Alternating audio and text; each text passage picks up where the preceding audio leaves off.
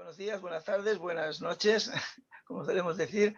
Aquí estamos, empezamos un nuevo programa de los Eternautas, como siempre, de costumbre, con nuestros contertulios. Tenemos por un lado a Lázaro Covadlo desde Sitges. Hola, Lázaro. Hola, buenas. A María José Peña, que ahora está ya otra vez aquí en tierras catalanas, en Gavà. Hola, María José. Hola, hola, ¿qué tal? ¿Cómo estáis? Muy bien.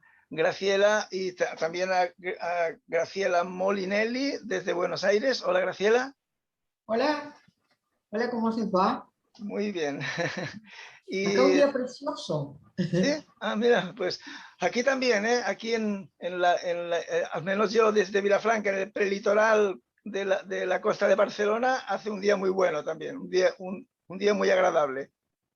Ahora que falta poco, que estamos en la época, bueno, ya hemos pasado un poco la época equinocial, es cuando nos igualamos un poco los de Argentina, los del hemisferio sur con los del norte, y más o menos estamos en la misma situación.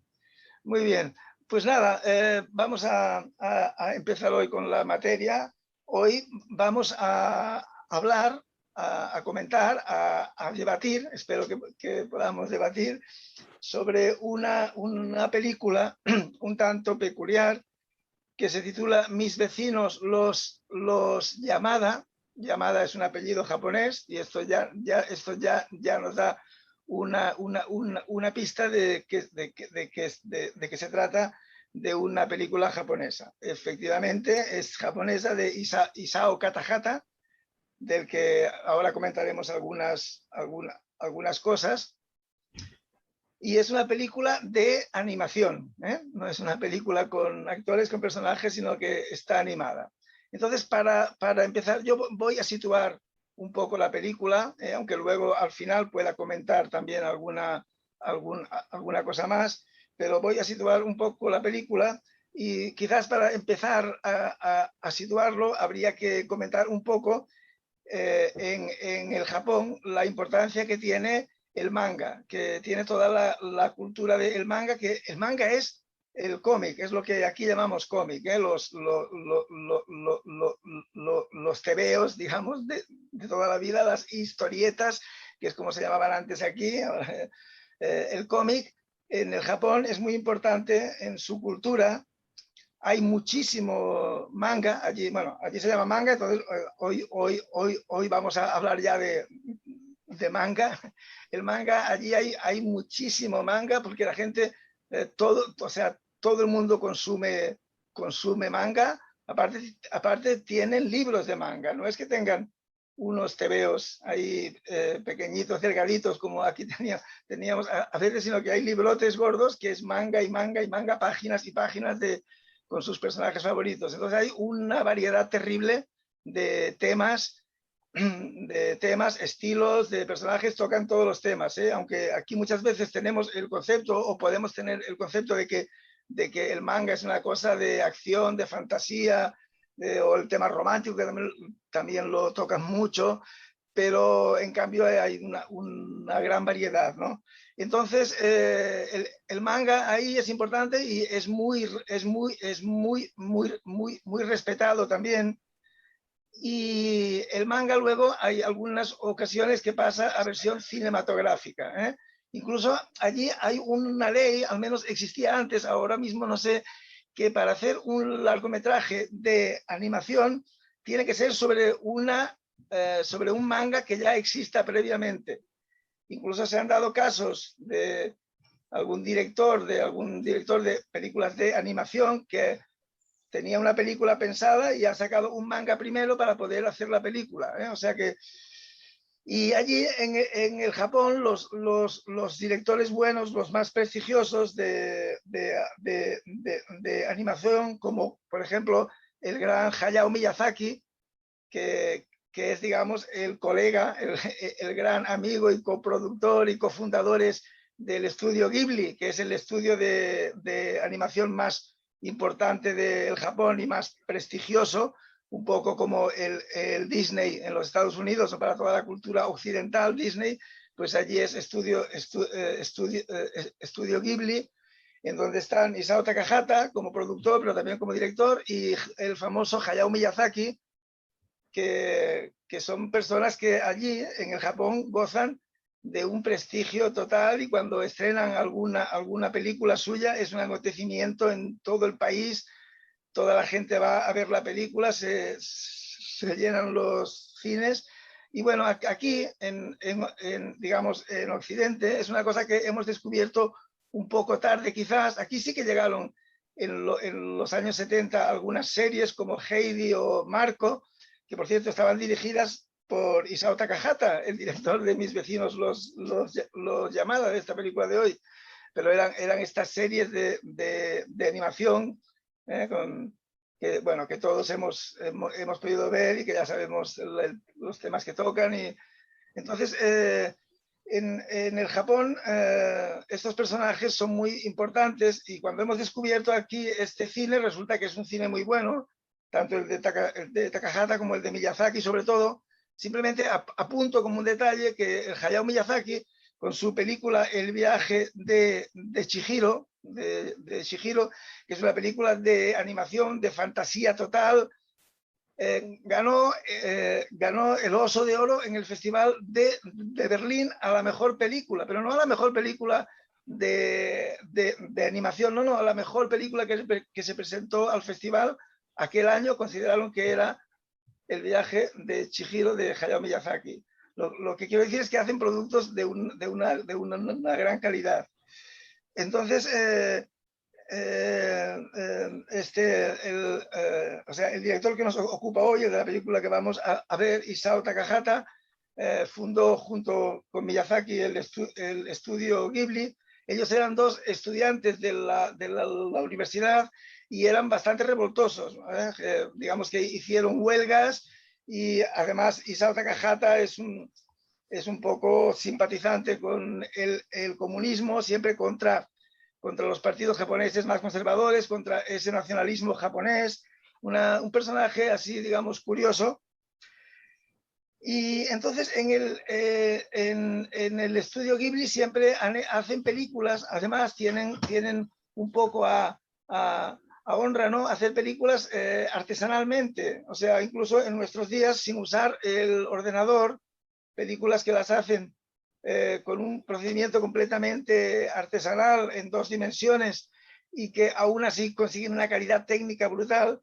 Y en cambio esta película, curiosamente, está hecha está hecha íntegramente con ordenador.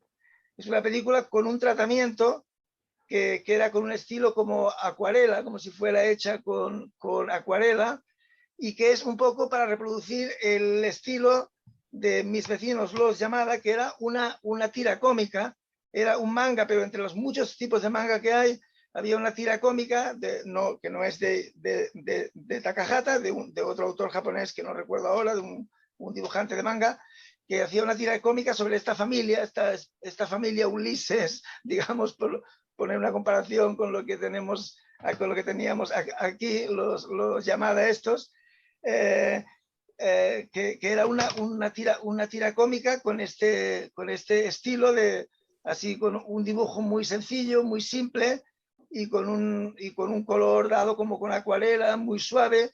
Entonces, esta película, desde el punto de vista técnico, es curioso porque han hecho un esfuerzo por reproducir eso, ¿no? Entonces, Takahata es un autor que ha hecho pocas películas, él es productor también y es guionista, y como películas, sus primeras películas eran películas muy dramáticas todas. O sea, este hombre tiene una vena dramática, un sentimiento trágico de la vida, una cosa como en otras películas que, si algún día seguimos con este programa y tengo tiempo, os colaré alguna otra de él, pero todo lo contrario, todo lo contrario, muy, muy dramática. Bueno, y entonces aquí quiso, en el 1999, es cuando se estrenó esta película, Mis vecinos los Yamada, quiso hacer algo completamente diferente, una película más, una comedia, una cosa con sentido del humor, más divertida. Y entonces hizo este producto basándose en el manga ese, en esa tira cómica, ¿no?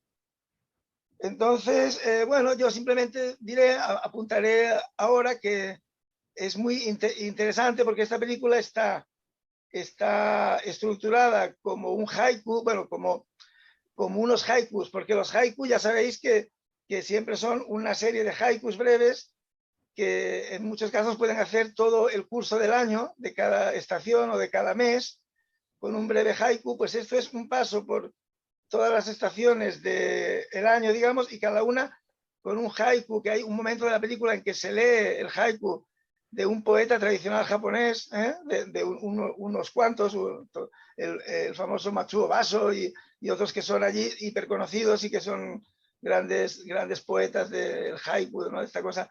Entonces es una película que está concebida como eso, un paso por todo el año y una visión muy curiosa de una familia muy típica japonesa, una familia de clase media japonesa, típica, con el padre, que es el típico hombre oficinista, bueno, un ejecutivo, digamos, que trabaja como un burro, como todos los japoneses, que trabajan muchísimas horas, que tienen una casa propia, ¿no? Que sea una casa y grande y cómoda, con una mujer que es ama de casa solamente y con dos hijos, un chico que ya es un adolescente en el instituto y una niña un poco más pequeña, que es la que nos presenta a la familia, es la que desde su imaginación particular y su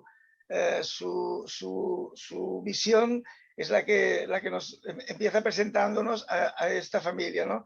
Entonces yo simplemente diría que es muy curioso ver cómo en una cultura como la japonesa, que es tan diferente a nuestra cultura, porque es una cultura que es muy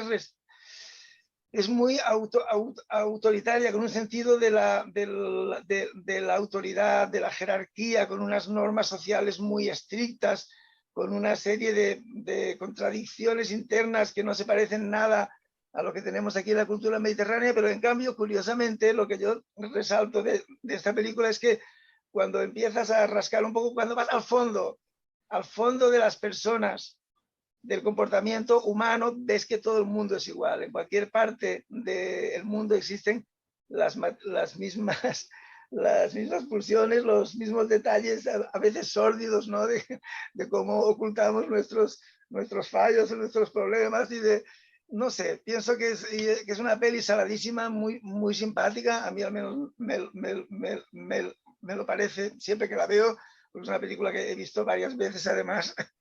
Y en donde vemos a una familia en la que nos podemos ver todos reflejados, ¿no? Con nuestras pequeñas miserias y nuestras grandezas, ¿no? Y luego podemos comentar detalles porque yo es una película que conozco bastante, ¿no? Entonces, nada, tengo también mucha curiosidad por ver qué os ha parecido a vosotros esta película. Y nada, luego según lo que vosotros comentéis, pues probablemente al final comente alguna cosa más. Pero ahora me callaré un rato yo y dejaremos que Lázaro Covadlo, pues nos dé su opinión. Así que adelante, Lázaro. Bueno, a mí me ha parecido, sí, una película curiosa, simpática, pero digamos,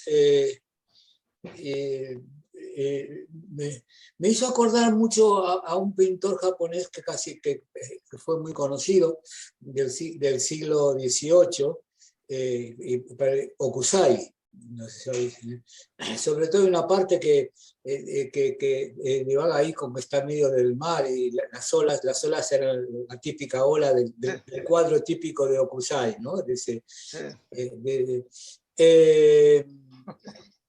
Y el dibujo también tiene un poco de esto, ¿no? Así que ahora,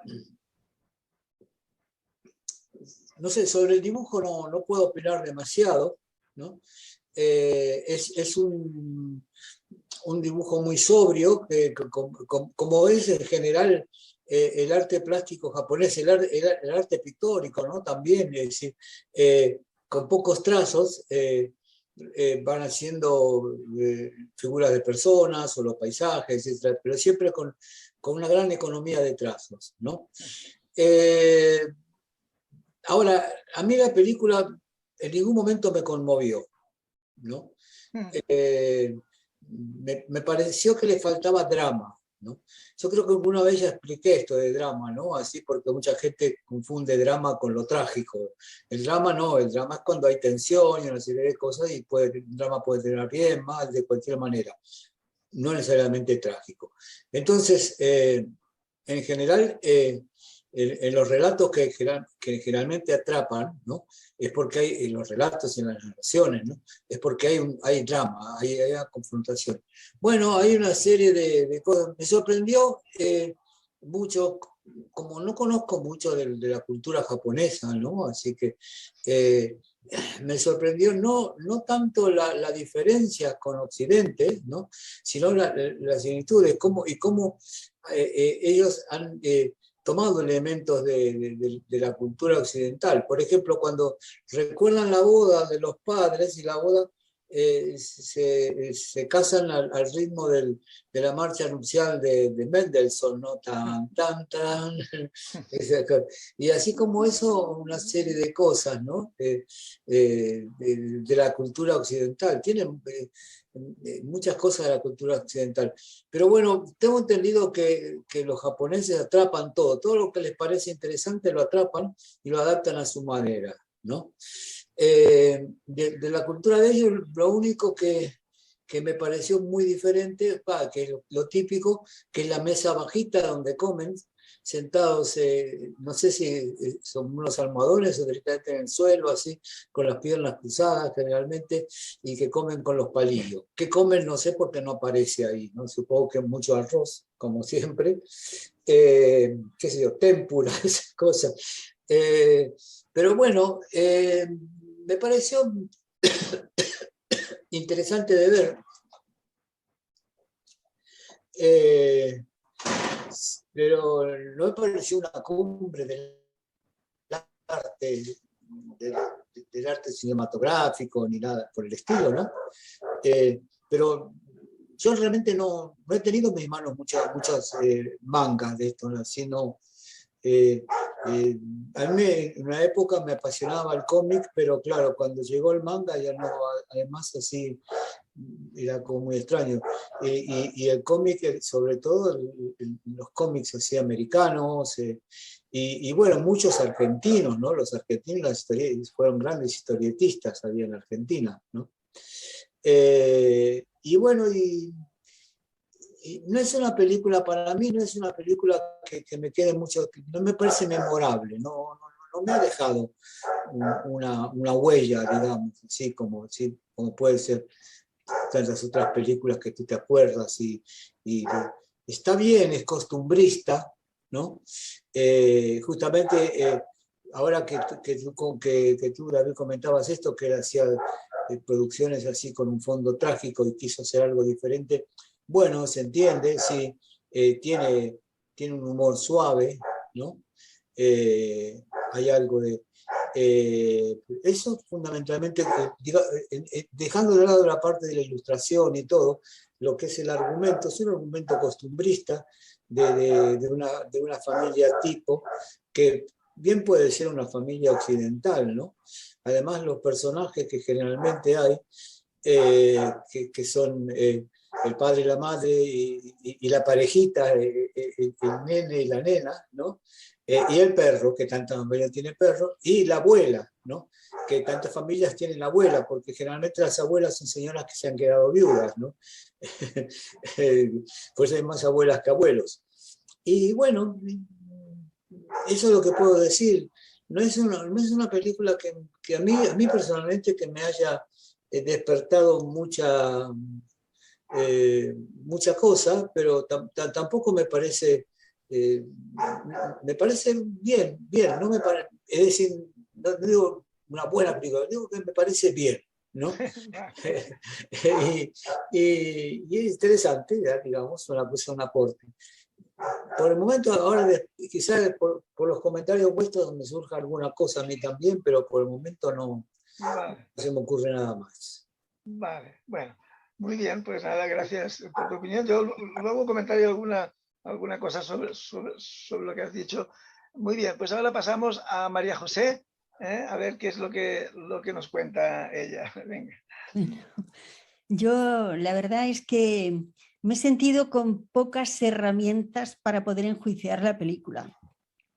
Primero porque no tengo costumbre de ver cine animado, cine de animación.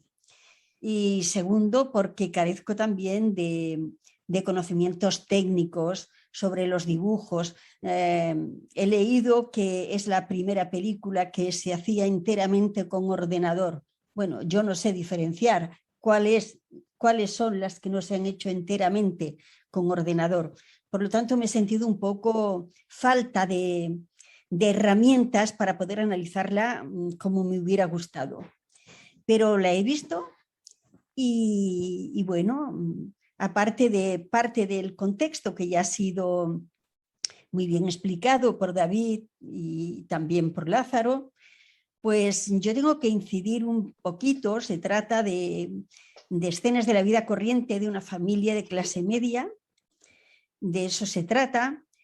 Secuenciadas, son historias muy pequeñas, muy cortas, de apenas unos minutos, alguna hay más larga, algunas muy breves, alguna casi ni siquiera la he entendido de tan rápidas como iban, que casi, bueno, es una continuidad, es 1 hora y 40 minutos o algo así. Sí.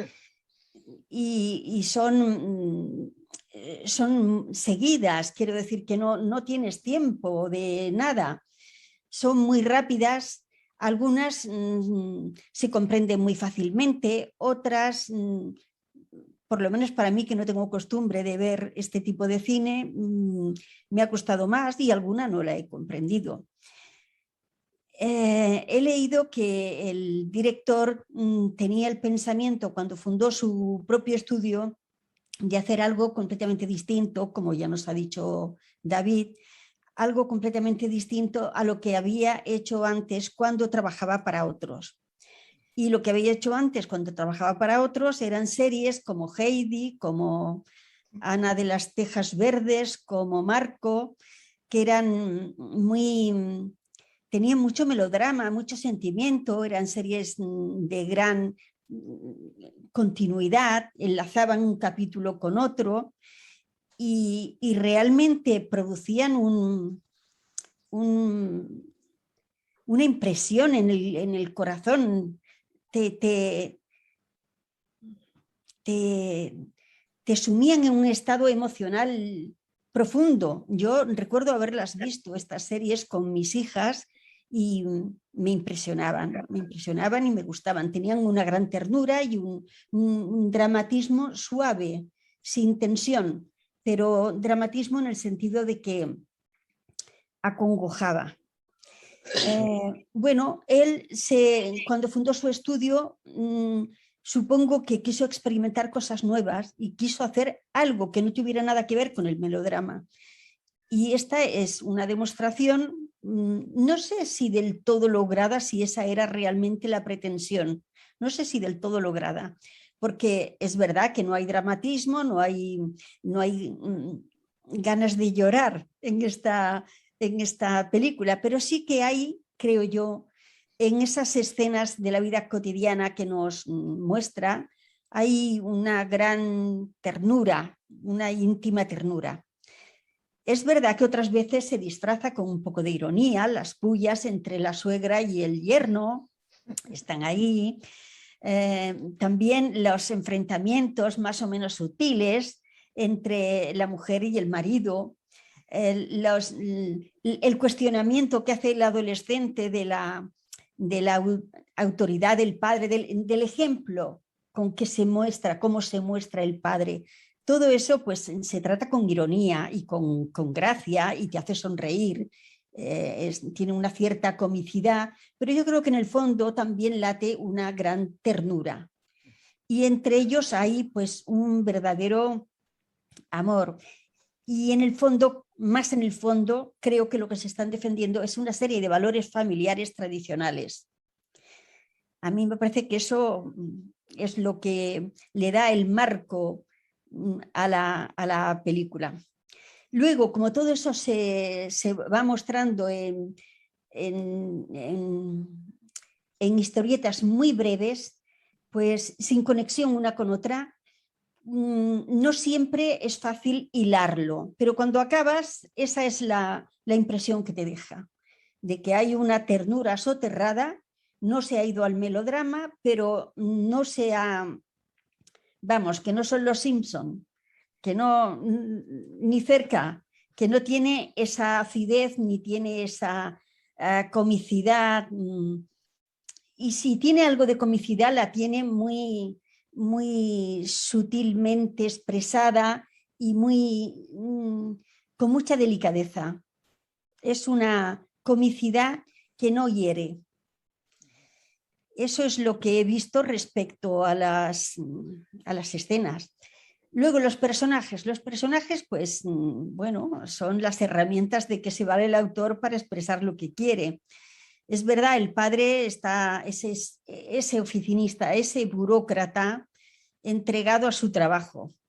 Y la madre también es esa mujer entregada a su casa, que a veces está un poco hasta el moño de todos ellos y de la labor que hace, pero otras veces se esfuerza en que todos encuentren acomodo en esa familia que ella de alguna manera dirige.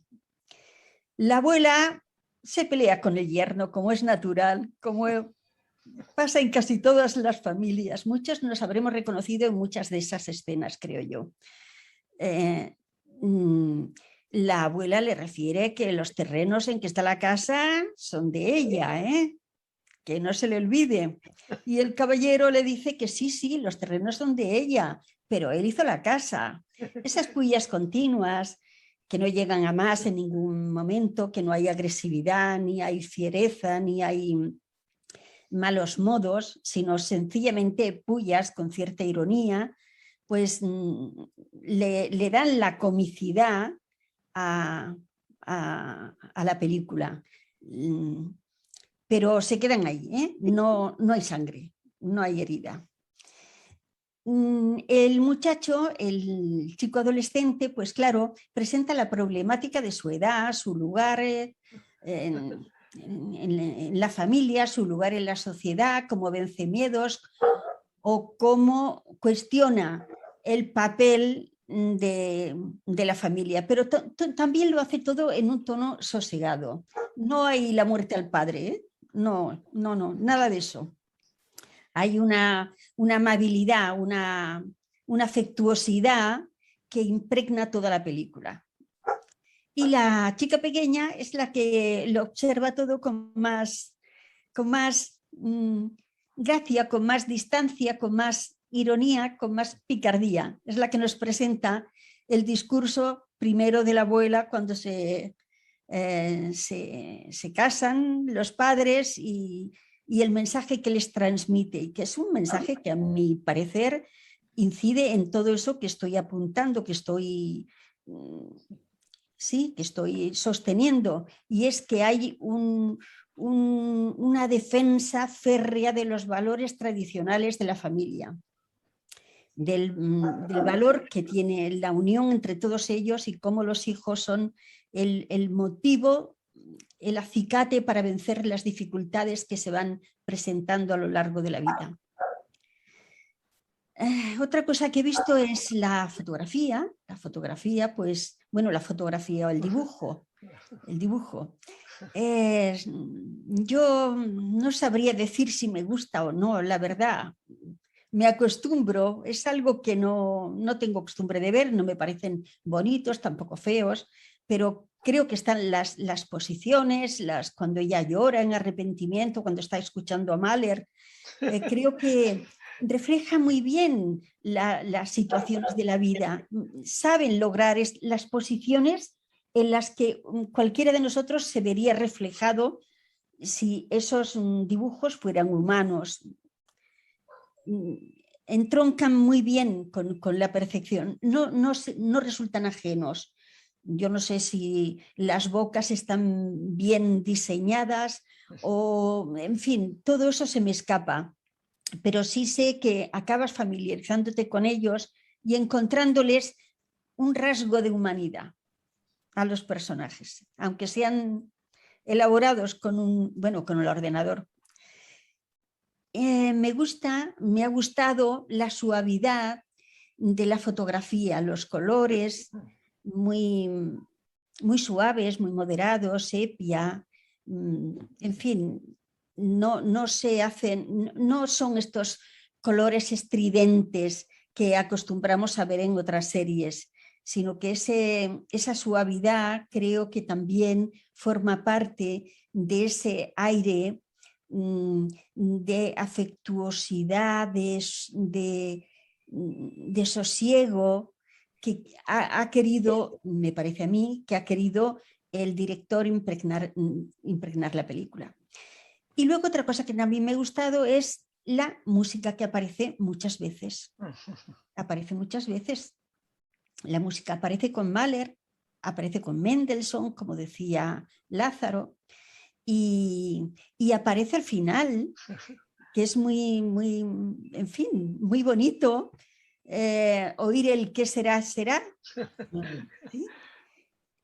En definitiva, me ha parecido una película bonita, entretenida, suave, pero sin, en fin, que no me ha atrapado el corazón. No.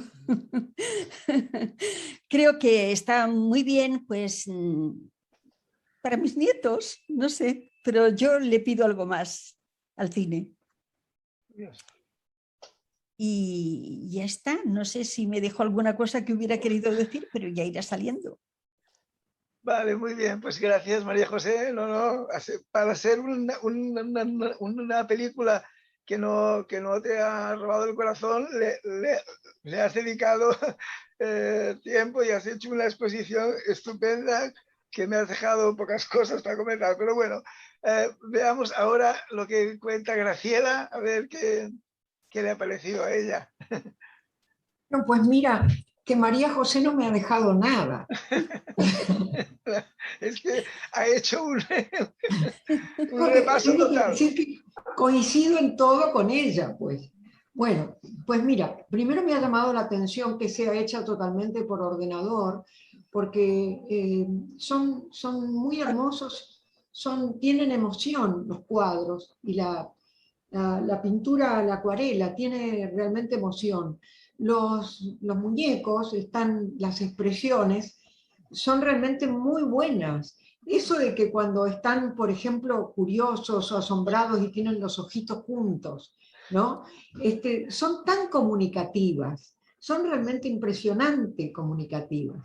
Otra cosa que advertí que me llamó poderosamente la atención es el escaso machismo que tiene la familia. Ahí viene el hombre de trabajar y le dan una banana y una lata, y una lata de verdura, que se la calientan en el horno de microondas, porque se siente el pitido del horno de microondas. Y el tipo casi se come la banana y después se da cuenta que la tiene que pelar, y está cansadísimo y se toma esa sopa recalentada y no dice nada. Bueno, pues esto no hubiera sucedido en ningún país latino, hubiera habido un pequeño escandalete.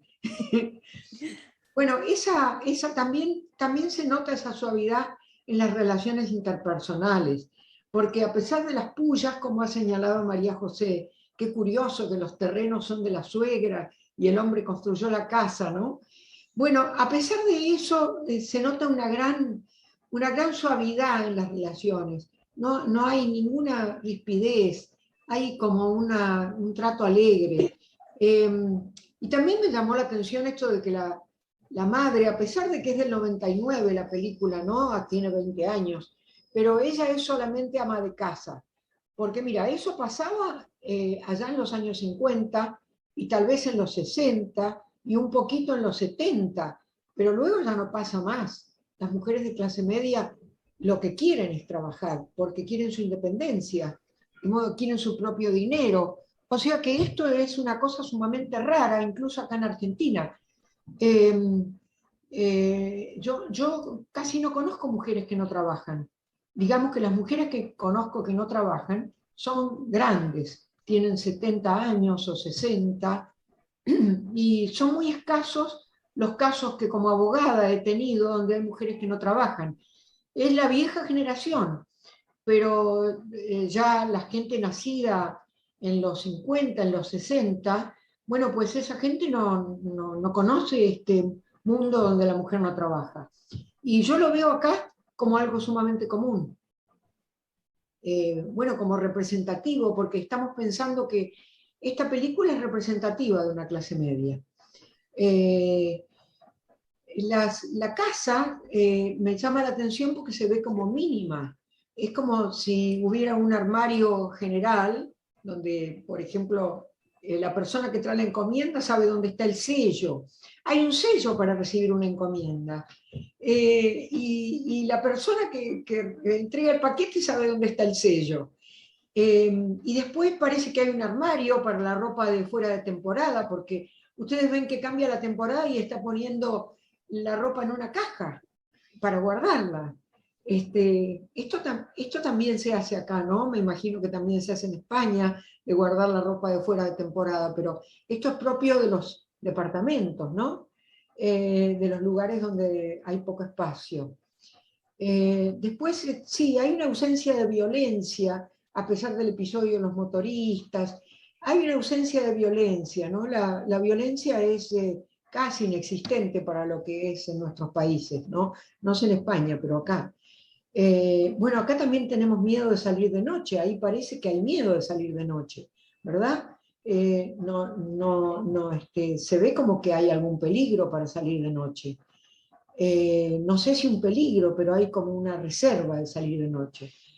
Bueno, después los episodios me parecieron todos unos episodios hermosos, ¿no? Estudian mucho inglés, porque se ve varias veces que estudian inglés. Después yo la vi subtitulada, de modo que en los subtítulos lo que advierto es que hay expresiones que son de otros países. Por ejemplo, banana, en japonés se dice banana.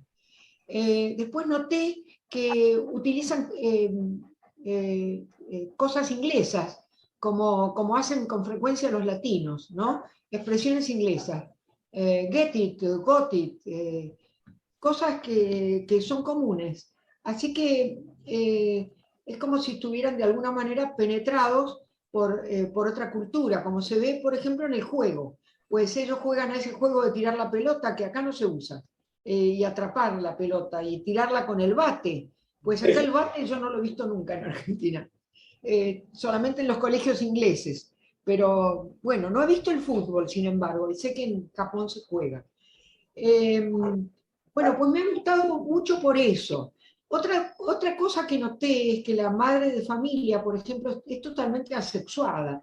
Tiene una pollera cuadrada y una remera, y casi no se nota, y acá seguramente la hubiéramos hecho con cintura y con minifalda, y se le hubieran visto las piernas y notado los pechos, pero allá para nada, es asexuada. También la del varón, ¿no? Porque es común y pues son todos cuadraditos y no se ve que haya una insinuación acerca del cuerpo, que en los países latinos es una cosa que se hace, ¿no? Que se señala.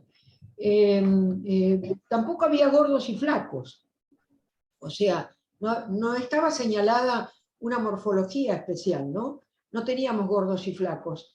Sí, por ejemplo, en los motoristas se nota ese pelo largo atado atrás, ¿no? Que es un símbolo un poco de violencia en la gente joven. Y había en la ropa una expresión. Pero después en la familia era casi monocorde. Había una cosa de ciertas características de la abuela, muy pocas. Por ejemplo, el pelo, ¿no? Y después parece que es común que las mujeres de edad intermedia tuvieran una melenita rizada, ¿no? Y las mujeres más grandes pues tuvieran una especie de pelo un poco más largo o algún rodete. Bueno, pues, y bien, y es una película tranquila, yo no había visto realmente dibujos hace muchísimo tiempo, desde el viaje de Chihiro fue creo que la última que vi de animación. Como Lázaro, a él le gustaban mucho los cómics, yo recuerdo que aún siendo ya un muchacho grande, de la época que yo lo conocí, pues a él le gustaban los cómics, y me acuerdo de haberle visto cómics. A mí no tanto, pero claro, las películas animadas de Walt Disney fueron la maravilla de mi infancia, ¿no? Yo creo que eso nos tocó a todos. Y luego las dejé de ver a las películas animadas.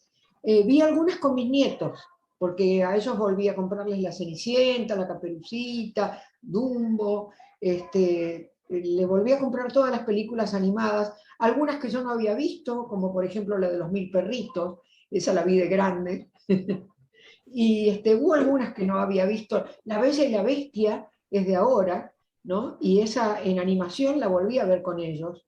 Y la música, por ejemplo, de La Bella y la Bestia, ya no la película animada, sino la música de la edición norteamericana, es algo increíblemente bello. Bueno, y acá sí se ve la música también, como ustedes han señalado, y me llamó la atención también una música rusa que había, ¿no? No sé si era Tchaikovsky. Bien, en términos generales yo diría que fue una especie de oasis en estas películas que uno está acostumbrado a ver, que desde las series hasta las películas que uno ve, bueno, pues tienen una intención filosófica o un drama o son de puro entretenimiento. Esta es de entretenimiento, pero un entretenimiento realmente que se puede compartir, ¿no? Así que me alegro que les haya gustado a ustedes. A mí también me gustó. Es algo que me ha hecho pensar en cosas esenciales y sencillas, que muchas veces nosotros no tenemos en cuenta en nuestra vida, pero que son tan importantes, ¿no? ¿Verdad? Como este tema del contacto familiar, que como dice María José, es una verdad que transcurre del principio hasta el final, que está presente en la película y que lo hace una nostalgia, nos hace tener una nostalgia. Y a propósito de eso, hoy es el Día de la Madre acá, así que yo los voy a dejar dentro de un rato porque tengo que servir la comida. Ahí va. Va. Bueno, muy bien, pues gracias. Bueno, no sé, yo con lo que habéis ido diciendo y sobre todo con las dos últimas intervenciones, pues ya realmente habéis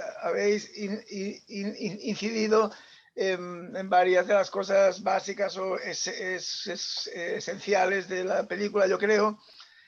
Hay una cosa con la que en cambio no acabo de coincidir, que es en una cosa que ha dicho María José, que bueno, su exposición yo estaba todo el rato diciendo sí, sí, perfecto, porque estaba diciendo muchas cosas que de tal como yo veo la película, ¿no? Además, veo que se ha fijado en las cosas importantes, en lo más esencial, pero ha dicho que la ve como una película quizás para sus nietos. Claro, yo no sé, yo esta película la veo como una película con un humor muy, muy fino y muy maduro, con un humor adulto completamente, un humor suave, un humor fino, muy sutil, pero como una cosa ya, como una película, digamos, para adultos y no para niños. Yo veo que la película en sí lo que refleja o digamos está animada toda ella por lo que yo llamaría un existencialismo amable, ¿no? Es una película existencialista, pero un existencialismo pues amable, porque habla sobre la vida, sobre lo que es vivir, hacerse mayor, tener hijos, todas estas cosas que al final acaba siendo nuestra vida, con las pequeñas miserias, con las cosas que es que, claro, la película está llena de detalles. Cuando el padre le dice al hijo que salga con él para que jueguen un rato al béisbol como hacen allí, que bueno, como hacen, como se puede jugar, que es pasarse la pelota para hacer un poco prácticas de béisbol, ¿no? Y entonces el hijo sale de mala gana con el padre porque ya no le apetece para nada, ¿no? Y están ahí un rato y luego al final acaba saliendo la abuela, cuando acaba este pequeño sketch, digamos, acaba con la sentencia y dice, pedazo de abismo generacional, ¿no? Claro, eso es que son cosas reales, es como la vida misma. O cuando, por ejemplo, el padre de familia está ya en la oficina trabajando y llama a casa y dice, a ver, ¿en dónde está? ¿En dónde está? ¿En dónde está esa carpeta que yo me dejé, que es una carpeta de color salmón, tal y cual, que es que tiene que estar ahí, que ahora no la encuentro y tal. Y entonces la mujer busca por la casa y dice, pues no, aquí no aparece. Y dice, pues ¿cómo sois? Que tiene que estar ahí y tal. Y cuando está hablando con esto, entonces se ve, claro, él está está en la oficina y se ve a una secretaria, a una chica que viene diciéndole, mire, es esta carpeta la que usted busca. O sea que no se la había dejado en casa, estaba en la oficina. Y él entonces, en vez de decirle a su mujer, que ya estaba pegando la bronca a la mujer, pero ¿dónde está? En vez de decirle, ay no, pues perdona, está aquí, mira, me he equivocado, le dice, bueno, pues nada, ya aparecerá, ¿qué le vamos a hacer, no? El tipo oculta que resulta que la tenía él. Son estos pequeños detalles que tienen una gracia terrible y que son y que yo creo que es una película muy, muy realista, es como la vida misma realmente, ¿no? Con todo lo que tiene de bueno eso y también de estas pequeñas miserias, ¿no? Entonces yo al principio la veo como una película muy adulta precisamente, ¿no? Entonces algunas cosas quiero comentar, ya que Graciela pues tiene curiosidad o le ha resultado le ha resultado curioso.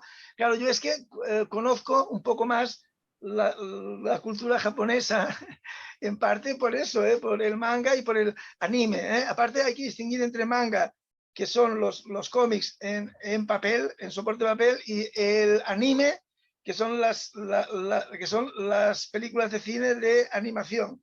Entonces yo, como el otro día comentaba, que por mi gusto, por mi afición a los escritores rusos del siglo XIX, soy un experto en esa Rusia, pues también conozco un poco la cultura japonesa por el anime sobre todo, aunque sí que he leído a algunos autores japoneses, pero sobre todo conozco la cultura japonesa por el anime y por el manga también.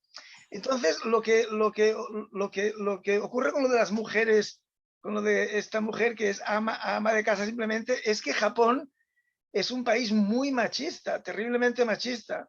O sea, es un país en el que todos los cargos importantes están ocupados por hombres. Ni se les pasa por la cabeza que una mujer pueda ser directiva de una de estas grandes multinacionales, de una empresa, de una fábrica.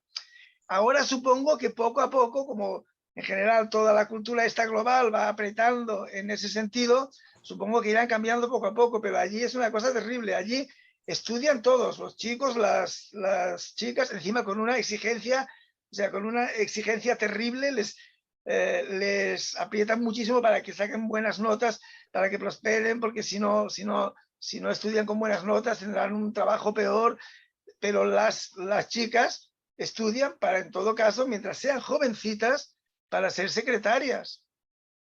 O sea, se han sacado una carrera y luego resulta que para ser secretarias durante una temporada, mientras son jovencitas, y cuando se casan ya nada. O sea, cuando se casan, tienen que estar en casa para cuidar de la casa, para criar a sus hijos, para todo esto. O sea, allí eso es algo completamente normal. Y luego, claro, allí es un país próspero, que hay mucha riqueza, que hay una renta per cápita alta y con muy poco, bueno, que no hay paro prácticamente. Y entonces los hombres digamos, muchos de ellos trabajan en las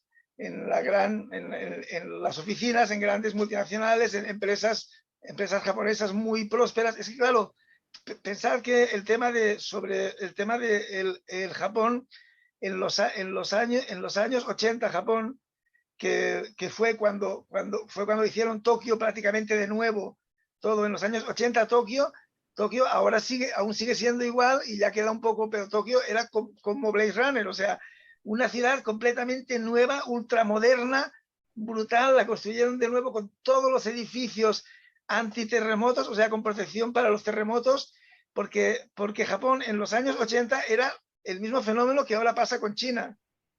Estaban prosperando económicamente tanto que ya se cuestionaba si no pasaría Japón, si no le pasaría delante a los Estados Unidos y se convertiría en la primera potencia económica.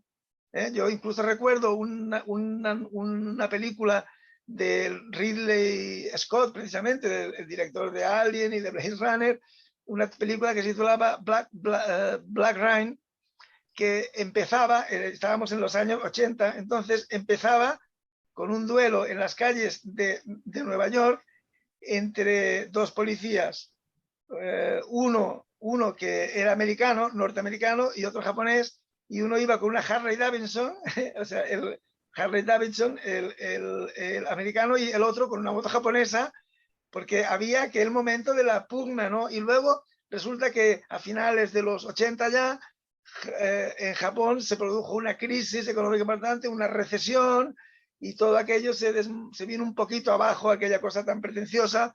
Entonces, esta película en parte refleja también eso ya, esa modestia, porque es una peli del 99 y ya acabaron un poco aquellos sueños de grandeza, y es una película con esta idea modesta y humilde, digamos, de poner nuestras miserias, nuestras pequeñas... entonces Japón eso, ¿no? Muy machista y con mujeres que que no trabajan. En todo caso trabajan cuando son jovencitas, pero luego ya se convierten en amas de casa y por supuesto nada de cargos directivos ni nada. Y eso está completamente asumido, ¿no? Entonces, en cuanto a la casa japonesa, no, claro, esto es una casa, porque claro, Japón es un país súper poblado, ¿no? En donde muchas veces hay el problema de espacio y las personas que no tienen un sueldo muy grande tienen que vivir en unos pisos minúsculos, miserables, pero esto es una familia media, es una familia de clase media que tienen una casa con un jardín y son casas grandes con una habitación para cada uno, solamente que tienen esta cultura de que duermen sobre unos futones, no en una cama con colchón, sino en un futón. Entonces hay unas habitaciones que son solo para dormir y cuando se despiertan por la mañana, cuando se levantan, pues ya pliegan el futón y entonces lo guardan en una especie de armario, digamos. Entonces quizás en la película puede dar un poco la imagen de que es una casa pequeña, pero no, es una casa con todas las comodidades. Y allí, curiosamente, cada familia tiene un sello y siempre que reciben una carta o un comunicado oficial y tal, tienen que firmar con el sello. Entonces el cartero que entra, ese sabe porque otras veces le han firmado cartas y dicen, no, pero si lo tienen allí, el sello está allí en ese estante, ¿no? Cosas así curiosas. Y lo de el béisbol, ¿no? El béisbol, porque eso es cuando el padre juega con el hijo que rompen al final el cristal ese el vecino que dice, esta la vais a pagar, ¿no? El béisbol es un deporte, curiosamente, que en el Japón hay muchísima tradición de jugar al béisbol. Es un deporte nacional. Y ya curiosamente lo era ya incluso antes de la Segunda Guerra Mundial, pues ya se jugaba al béisbol. Es curioso, tiene algunos préstamos de la cultura anglosajona, de la americana concretamente, y allí hay una gran tradición. El béisbol es uno de los deportes nacionales que tiene más aficionados y que se juega más. Claro, yo en todos los anime, todas las películas japonesas que veo con mis hijos y tal, pues muchas veces están jugando al béisbol porque se ve que es una cosa normal. Y en cuanto a la seguridad, en la película sale el episodio ese con esos gamberros motoristas, que claro, está estupendo eso, ¿no? Cuando el padre al final, entre la suegra, le dice, va, vete ahí, diles algo, hombre, que están molestando a los vecinos, y el hombre va ahí, que está muerto de miedo. Bueno, eso para mí es antológico. Y cuando luego él, en su imaginación, cuando ha tenido ese fracaso en la vida real, porque ha tenido que venir ha tenido que venir su suegra y su mujer, bueno, su madre, su suegra y su mujer, para salvarlo de los gamberros motoristas. Pues luego, en cambio, él, en su imaginación, es un superhéroe que salva a su mujer y a la... Bueno, a mí eso me parece buenísimo, ¿no? Pero claro, allí el tema de seguridad es un país muy seguro, es uno de los más seguros que hay en el mundo. Hay muy poca delincuencia, entre otras cosas porque los castigos son durísimos, las penas, penas de cárcel, pena de muerte, y es una cosa de una gran dureza, de una rigidez terrible. Entonces hay muy poca delincuencia. Y aparte de que hay mafia japonesa, que eso es otra historia, la famosa Yakuza, en temas económicos, eso ya es otra historia, pero en lo que es la seguridad ciudadana hay una seguridad enorme, y allí, por ejemplo, los críos, los niños pueden ir solos por la calle, no hay ningún problema.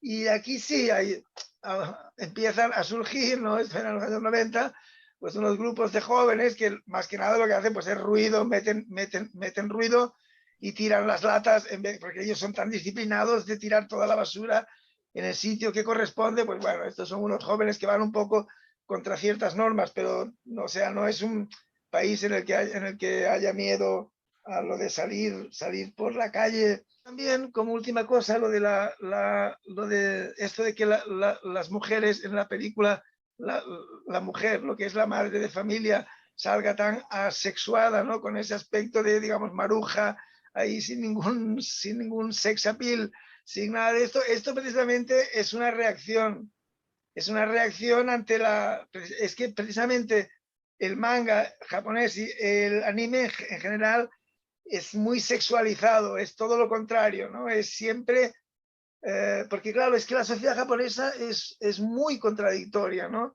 Es muy contradictoria porque es muy reprimida por un lado, es muy reprimida, pero también hay una gran obsesión por los temas sexuales y por cosas de esas.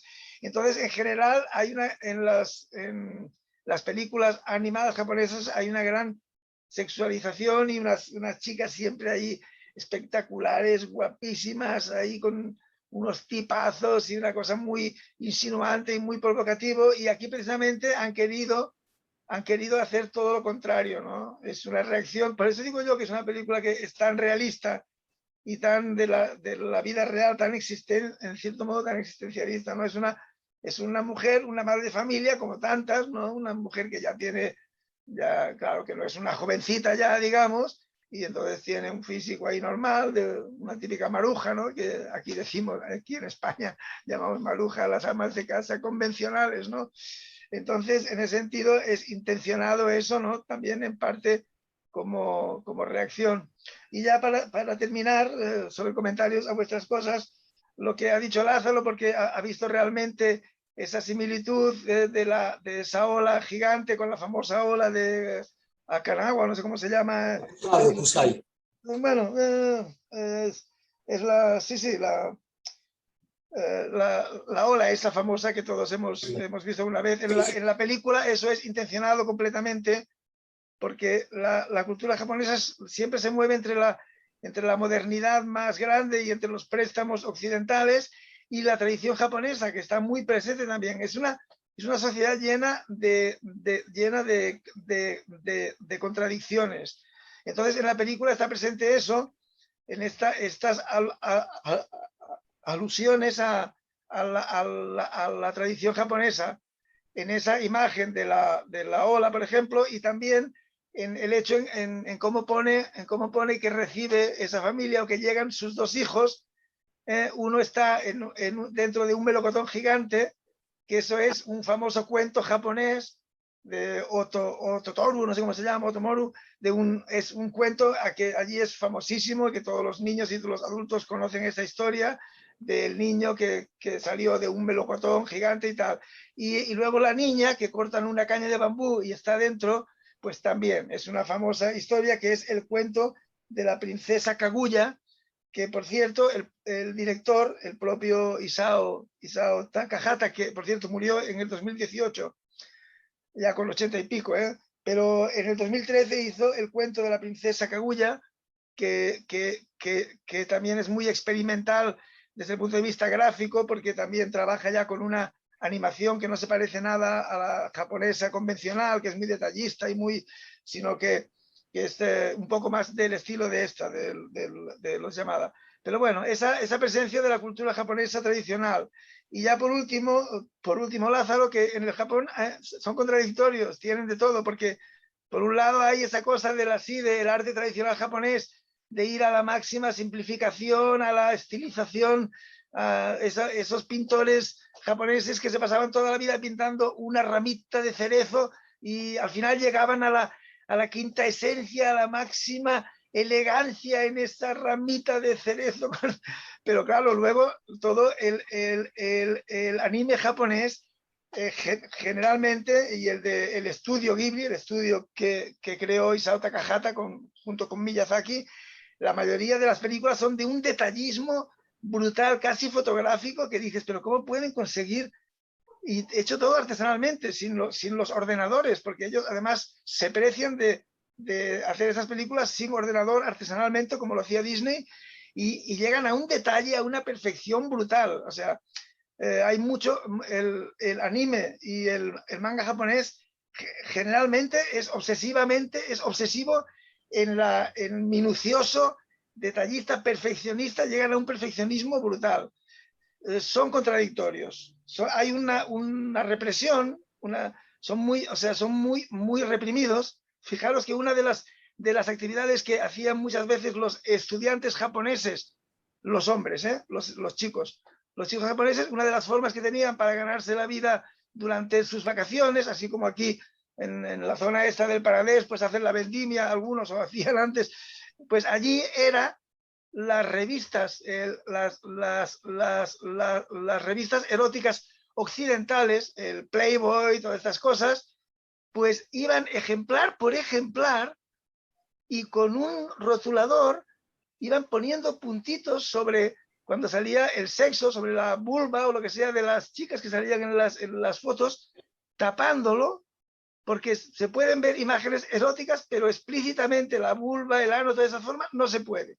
Entonces, los chicos iban con un rotulador poco a poco, es una cosa absurda. En cambio, en su cultura hubo una época, no sé si era el siglo XIX, XVIII, de una época explícita, que son esos dibujos que son famosos, que ahora aún se conservan y que hay algunos coleccionistas que les encantan, dibujos eróticos, no, dibujos pornográficos, diríamos, con personajes tradicionales de la cultura japonesa, dibujos explícitos completamente, de una genitalidad, de una pornografía total, ¿no? Y eso también es muy japonés, de la cultura japonesa. Entonces, son muy contradictorios y por lo tanto están bastante locos, tienen grandes problemas para sobrellevar esas contradicciones, pero vaya, que sepas, Lázaro, que en general, si vas al manga y al anime japonés, detalle, minuciosidad y hasta la obsesión, hasta el perfeccionismo. Bueno, no sé, yo conozco un poco el tema porque me he interesado por ello, pero tampoco quiero extenderme más. Bueno, en fin, veo que la película no os ha desagradado y que además habéis sabido hacer muy bien el análisis de ella. Os lo agradezco mucho y no sé si alguien quiere decir alguna cosa más, algún otro comentario. Bueno, pues sí, mira, yo Dime. quería además agregar que acá ha aprendido mucho la comida japonesa. Así que, bueno, hay mucha gente que va a los sitios japoneses. La sopa de miso, el arroz tempura y el sushi. Bueno, pues son cosas comunes acá. Sí. Y hay gente que las come, digamos, que va una vez por mes por lo menos a comer comida japonesa. Sí, es que el tema de la gastronomía... Una sopa, el ramen. Ramen. Sí. Sí. ¿La conoces? Sí, que la conozco, sí. De sopa, así que te calienta ahí. Sí. Y pensad también que hace mucha alusión al jengibre. Sí. Ah, sí, un alimento que aquí pues no tiene tanta notoriedad, pero que parece ser que allí tiene una gran importancia. Después también habla mucho de los fideos. Se ve que es una comida muy corriente. Fideos comían casi cada día. Se peleaban por ellos. Bueno, aparecen detalles costumbristas, pero los valores trascienden Sí, la localidad. sí, sí, sí. Bueno, sobre el tema comida japonesa es de las cosas de la cultura japonesa, de esa cultura tan rica y tan peculiar que están exportando. Ha sido en los últimos años, sobre todo el tema de la comida japonesa, se está globalizando y ahora en cualquier país occidental, digamos, pues encuentras restaurantes japoneses, lo del Así es. sushi y todas estas cosas. Es un fenómeno global, ¿no? Pero es que lo que es cierto es que los japoneses comen muy bien, ¿eh?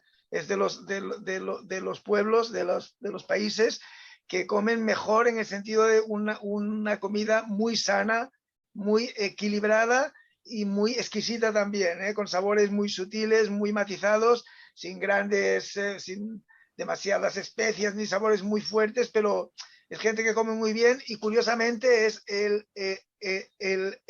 país del mundo, el segundo es España, con mayor longevidad, en el que la gente vive más años, ¿no? Quizás es en parte por esta alimentación tan sana y tan equilibrada que llevan, ¿no? Bueno, en fin, esto al final se ha convertido en un programa sobre la cultura japonesa, pero es lo que tiene un poco estudiar o comentar a los artistas de una determinada cultura, que es que acabas conociendo toda su cultura. Bueno, pues nada más, yo creo que aquí vamos a dejarlo por hoy. Muchas gracias a los cuatro y nada, nos veremos en el próximo programa de los Eternautas.